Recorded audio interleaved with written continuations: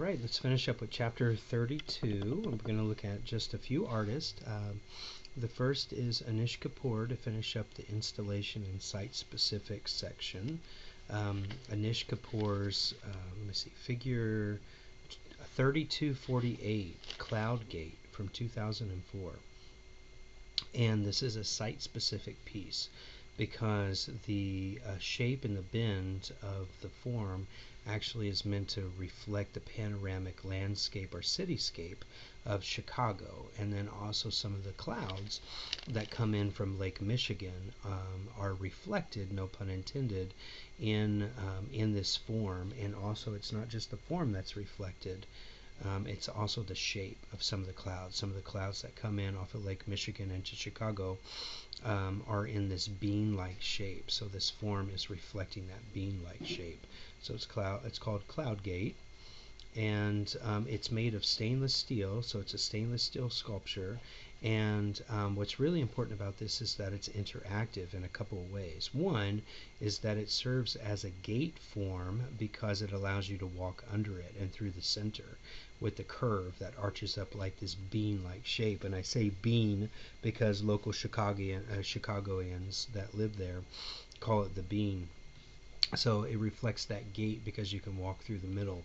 And then the second thing that makes it very interactive is obviously the reflective quality to the piece, and it's meant to be interactive. It's not to be meant to be obtrusive or in your way. It's meant for you to be part of the piece, hence the reflective quality to it. So it associates you with it on a personal, individual level with the reflection, as well as being able to walk through it as a gateway.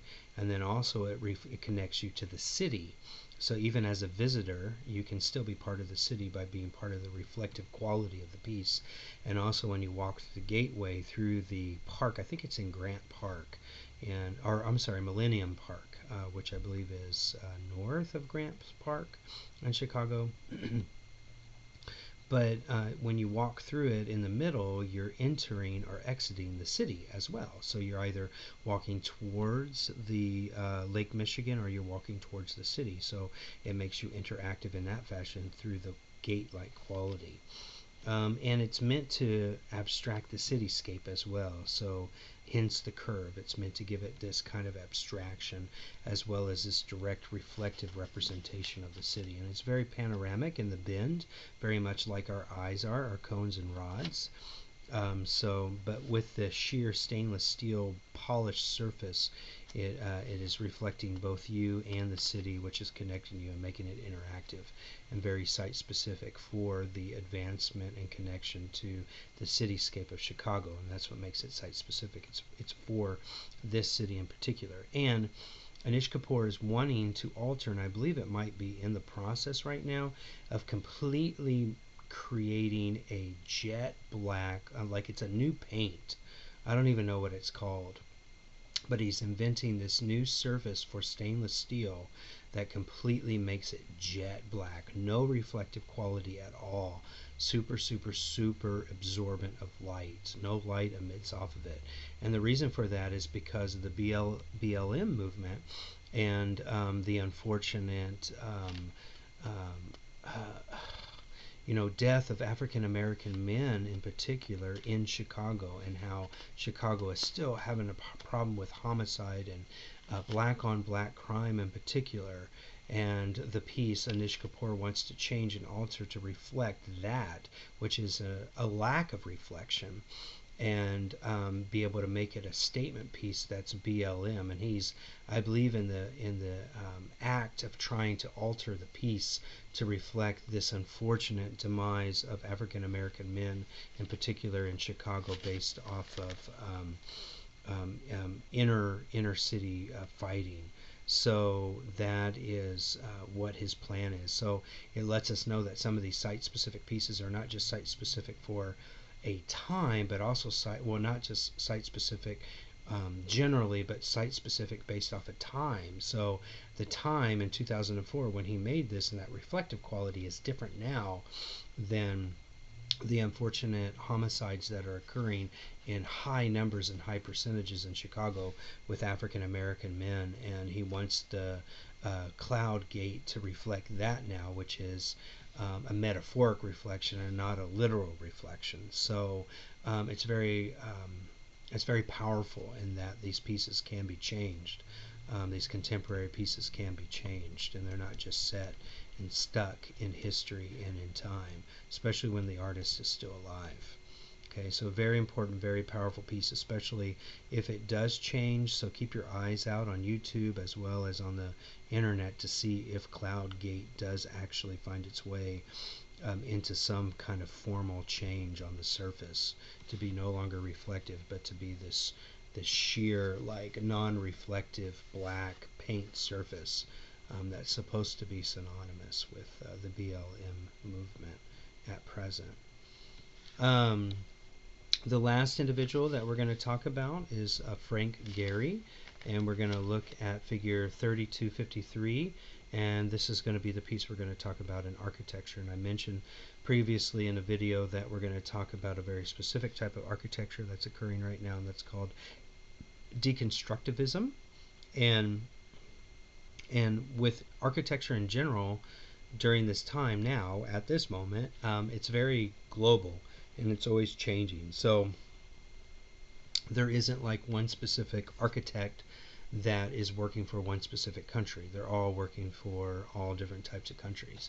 And Frank Gehry is one of those individuals that, in this case with figure 3253, is working in Bilbao, Spain, in particular to make the Guggenheim Museum, which is a series of 3 different galleries, and the architecture is supposed to reflect those 3 different galleries.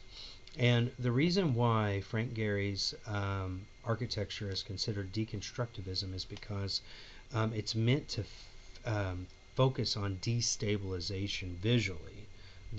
Architecturally, obviously, it needs to be stable so that the form or the structure holds itself up, but visually it's supposed to have an impactful feeling, this contradictory impactful feeling of destabilization, as if it's maybe unwinding or coming apart. And there are some adjectives that relate to this deconstructivism, or that explain this deconstructivism, and that is that they look disorderly, they look like they have some dissonance versus cadence. So dissonance is almost as if it like just sharply changes musically, versus cadence is that it's very rhythmic and it has a very logical, harmonious rhythm to it. But with the deconstructionist architects like Gehry, it's all about dissonance, and that how it just quickly changes and angles visually whenever you start to walk around the structure. It has a feeling of imbalance, asymmetry, which means that it's weighted on one side versus the other, irregular shapes and cuts and carved in areas of the overall building, and also almost a feeling of confusion.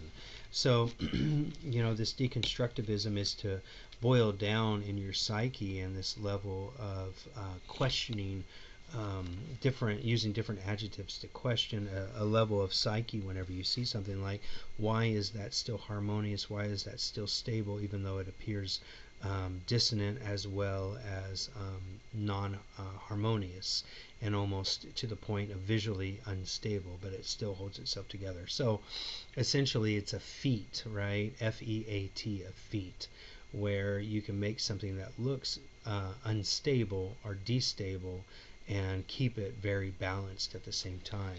And actually what Gehry will do is he will take pieces of paper, I think construction paper, and he'll wad them up and kind of shape them and manipulate them very, very quickly in his hands without thinking about it, kind of toss them on a table and then toss them all together and compile them and see what all of that detritus looks like. And that is often his sketching, if you will, like an impetus to what some of these architectural pieces are going to look like. And so he kind of relies on a little bit of randomness and chaos, and then ultimately figures out how he can stabilize formally this architecture based off of ideas that are unstable in nature. You think about what paper looks like built up in a in a trash can, it looks unstable, but or whenever it's spilled out onto a table or onto a floor. But he tries to find a way to stabilize something that has an element of instability, and that's why he's considered a deconstructionist. Deconstructivism. Deconstructivism. Deconstructivism. So how does he do that here in figure 3253 with Bilboa Museum? It appears collapsed or collapsing through the aggregate of units. So it has different units, different sections that are broken up into these three different galleries. This is an art gallery. And all these different units appear as if they're being collapsed or they are collapsing. And then on the surface, the veneer of it on the exterior, he coats it with limestone and titanium to create this exterior to almost make it look like it's this space age, almost as if it has this sci-fi look to it. So he's kind of being a little bit of a futurist in the overall superficial aesthetic of the building. And I just noticed real quick, if you see, there's this almost spider-like form that's in the middle of the photograph of the building. That's a Bourgeois, Louis Bourgeois, a very famous French architect. And if you look, or not architect, sculptor, and if you look back in the same chapter under the abstraction sculptures, you'll see another piece of hers.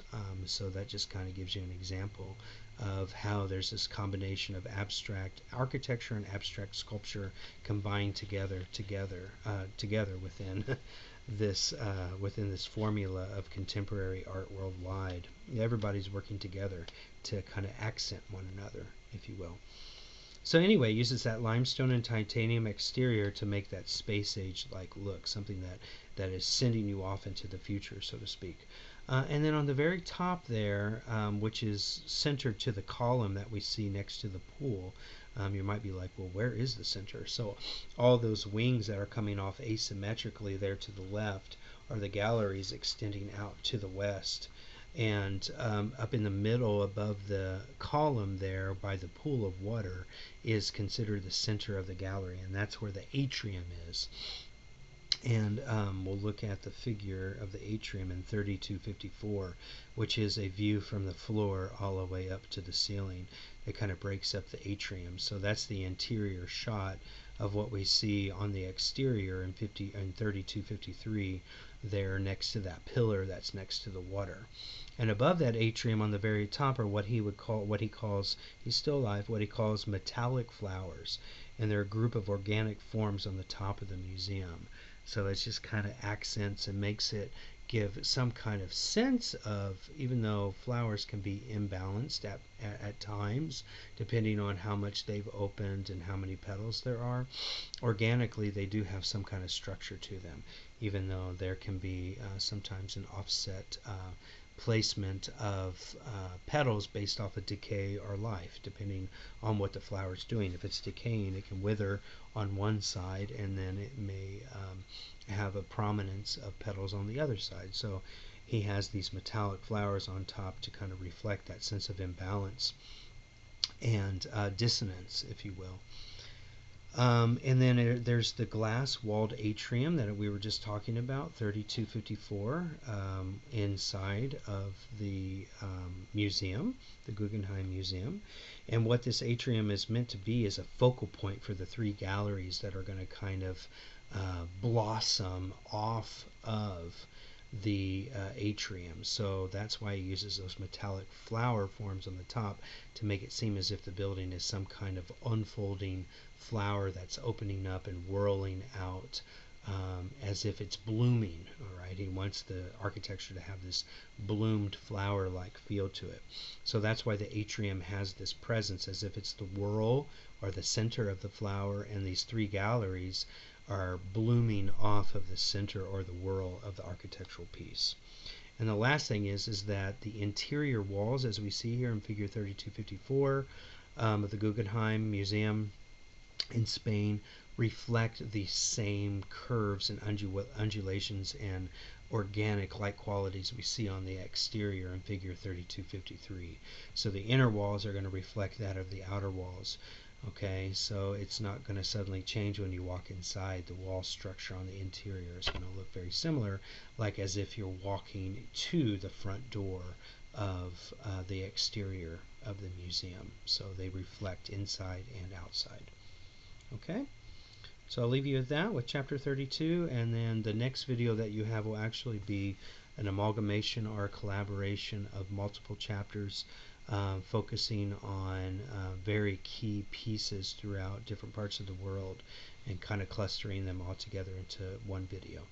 All right, talk to you soon.